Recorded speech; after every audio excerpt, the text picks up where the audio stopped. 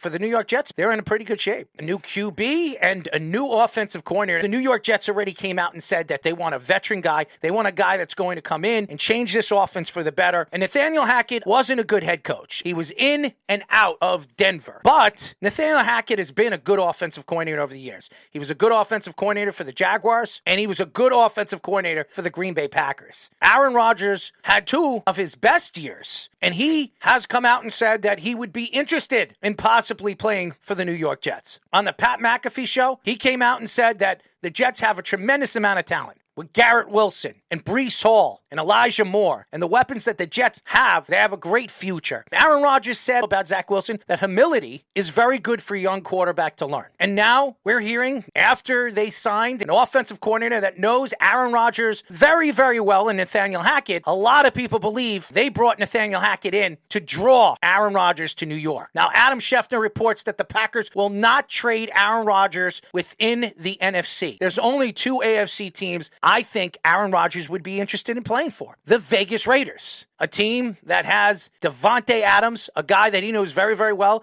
that he played with Green Bay. And another, the New York Jets. Now that Nathaniel Hackett is there, it was his offensive coordinator. They're very close. And also, he is a big fan of Robert Saleh. Aaron Rodgers said on the Pat McAfee show he is open to reworking his contract with the Packers. Is he open to restructuring his contract with the Jets? I believe he would be. This is a guy that's trying to win that second title. He has not won in Green Bay. The last time he won was in 2010 as a 6th seed as a wild card team. Aaron Rodgers said on the Pat McAfee show he does not want to force his way out of Green Bay, but he wants to decide what's best for him as a player. I understand that he said some interesting things about COVID. We all know he's an outspoken player. And in New York, he is going to have to keep his personality to himself because in New York, you will be attacked by the press if you do open up and say stupid things. But if there's anybody that can do it, that can deal with the press here in New York, it's absolutely Aaron Rodgers. Everybody knows that the Raiders are targeting him because of Devontae Adams. These are the only two options I believe he has if he doesn't want to stay in Green Bay. The Jets would only have to shed a minimum of $3 million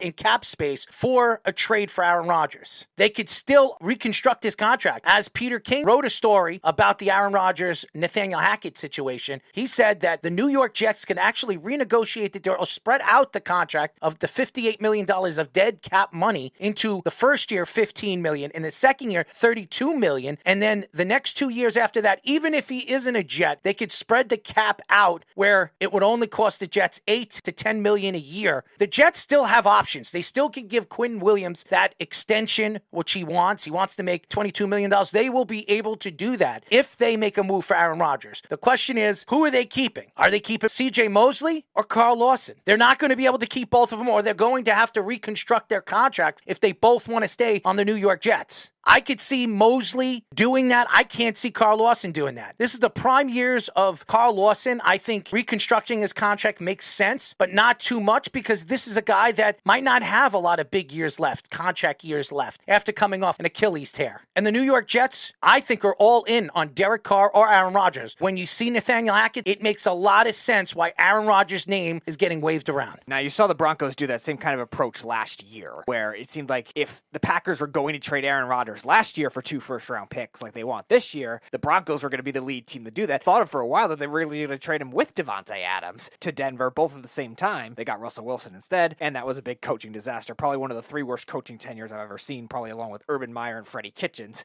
in NFL history. Now, the Jets are in a little bit of a better boat, though, because they have salary cap space, because they have young wide receivers. They don't have to trust it all. Let's hope Devontae Adams goes over there, too. That's why I think the Jets have a little bit of an advantage, too, over the Raiders, because the Raiders are dealing with a lot of other issues as it is with their salary cap. They have a really bad defense. They have a running back in Josh Jacobs that might walk in free agency, especially if they trade for Aaron Rodgers, who's getting $50 million.